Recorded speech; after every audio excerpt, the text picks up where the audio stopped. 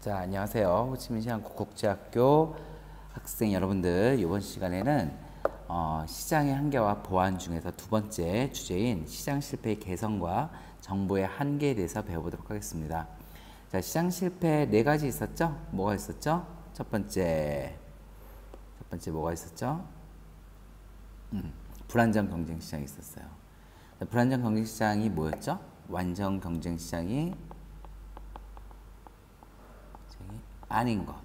자, 네 가지 조건이 있었어. 뭐가 있었지? 첫 번째, 자, 진입장벽이 자유롭고, 두 번째, 수없이 많은 수요자와 공급자가 존재해야 되고, 세 번째, 동질의 상품이 거래되어야 되고, 네 번째, 완전한 정보를 갖고 있어야 된다 그랬었죠.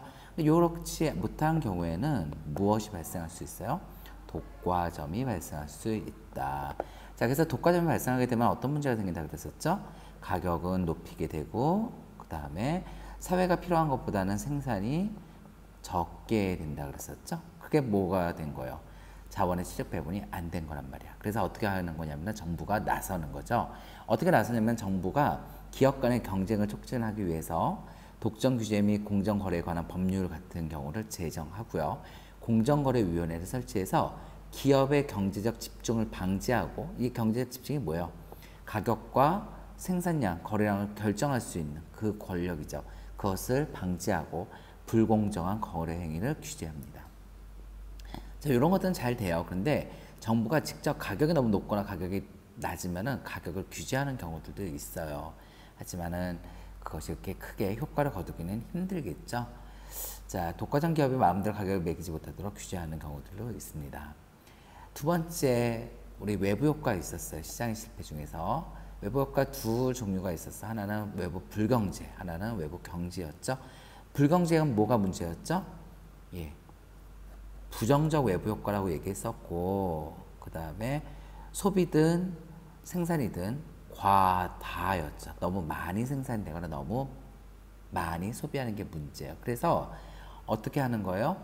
생산할 때의 비용을 늘려주거나 소비할 때의 어떤 편익을 줄여주는 거죠. 그 방법이 뭐예요?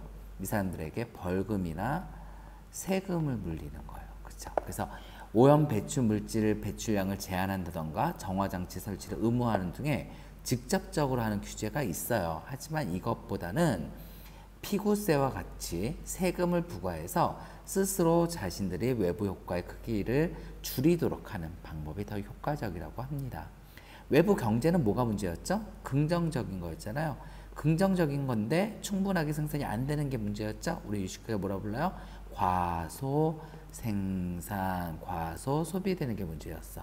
자, 과소 생산되는 이유가 뭐예요? 내가 들어가는 비용이, 사적 비용이 사회적 비용보다 크기 때문이에요. 그럼 그 비용을 낮춰주면 되잖아. 어떻게 하면 낮출 수 있을까요? 보조금을 지급하면 되겠죠. 소비도 마찬가지예요. 편익이 별로 크지 않기 때문에 안 하는 거예요. 근데 보조금을 주게 되면 편익이 커지겠죠. 이렇게 해서 생산량을 늘릴 수가 있습니다. 세 번째 방법은, 세 번째 문제는 공공재의 부족이었어요. 자, 그래서 그 공공재의 부족이 나타나는 이유가 뭐였죠? 무임승차라고 하는 공공재의 특징이 나타나기 때문에 그랬어요. 그러면 기업은 무임승차자들 때문에 수익이 감소하기 때문에 과소 생산되겠죠. 따라서 기업에게 맡기지 않고 정부가 직접 공공재를 생산하는 거예요. 자, 이해하기 쉬운 방법은 예를 알고 있는 게 좋아요. 소방이라든지 치안, 그 다음에 국방 이런 거 같은 경우는 정부에서 직접 생산하는 거죠. 또 공유자원의 비극도 있었잖아요. 그럴 때는 정부가 공유자원의 사원을 제한한다. 그래서 갯벌에서 무단으로 어떤 조개를 잡거나 이런 것들을 제한하는 방법들, 이런 것들을 사용하고 있습니다. 자, 마지막이요. 정보의 이제 비대칭성 같은 경우는 정부가 다양한 방법을 통해서 정보를 공개한다던가, 또 반드시 약관을 읽어야지만 계약이 성립되도록 한다던가 이런 방법들을 쓰겠죠. 자, 정부는 나름대로 이렇게 열심히 시장의 실패를 바로잡기 위해서 노력을 해요. 하지만 오히려 정부의 개입이 상황을 악화시키는 경우들이 생겨요. 그래서 정부야 나서지 마 이렇게 나오게 되는 거죠. 우리는 정부가 시장 실패를 개선하기 위한 것이 오히려 경제 상황을 악화시키는 것을 정부의 실패라고 얘기해요. 자, 정부의 실패 원인은 다음과 같은 네 가지가 있습니다. 첫 번째로 정부도 모든 것을 알지 못해요. 정보가 제한적이란 말이에요. 정부가 아무리 똑똑한 경제를 전공한 전문가들이 모여서 법안을 만들고 정책을 만들었다 하더라도 그것은 인간이 만든 거기 때문에 어떠한 의도하지 않은 결과들이 나올지 잘 몰라요. 그리고 정책을 만들고 나가지고 실행하기까지 시간이 걸려요. 그런데 경제 상황은 그 시간 동안 달라지게 되죠. 예를 들어서 경제가 침체돼가지고 경제를 이렇게 부흥하기 위한, 그러니까 경제를 살리기 위한 정책을 썼는데 정책을 쓰려고 예산을 편성해가지고 추경 예산을 하는 동안 이미 경제가 살아났어. 근데 정부가 돈을 넣었어. 그러면 어떻게 될까요? 물가가 상승하게 되고 여러 가지 문제가 발생할 수도 있겠죠. 두 번째, 공공부문의 비효율성이에요. 자, 아까 민간 기업에 맡기는 것보다 공공재 같은 경우는 정부가 직접 생산하는 것이 더 낫다 그랬었어요. 그랬더니 경쟁이 없으니까 더 노력하지 않는 거죠. 그래서 더 싸게 생산해서 더 좋은 물건을 생산할 수 있는 것을 더 비싸게 주지 않게 생산하는 경우들도 생기게 나타나게 되는 거예요. 또 아까 말한 것처럼 의도하지 않은 효과가 발생하기도 해요.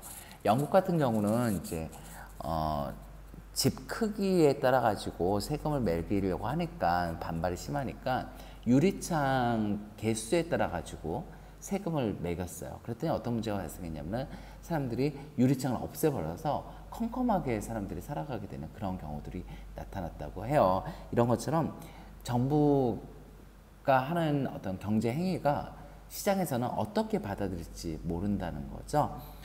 부동산을 잡으려고 부동산에 세금을 높게 매기게 되니까 세금이 올라간 만큼 부동산 가격을 더 높여가지고선 받게 돼서 부동산 가격이 더욱 높아지게 되는 이런 경우들이라든지 또 정치 과정의 문제들이 나타나게 돼요.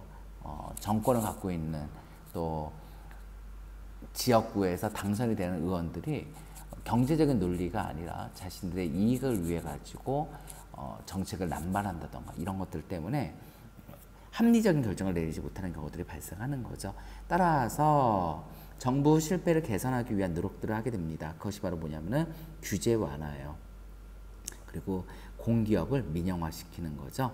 그리고 성과급을 도입함으로써 경쟁을 유도하게 되고요. 또 각종 평가제도 등을 시행함으로써 유인과 경쟁을 도입함으로써 기업체를 운영하려고 합니다. 그러면 정부 실패를 공격하는 쪽은 누굴까요? 자, 이 사람들은 자유시장 경제를 강조하는 사람들이겠죠. 자, 이 자유시장 경제 체제를 아주 많이 강조하게 되면 뭐가 될까요?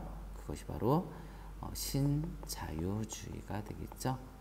자, 반면에 신자유주의는 정부가 개입하지 않으니까 시장을 자율적으로 맡기는 것은 괜찮은데 또 문제가 생기게 되죠.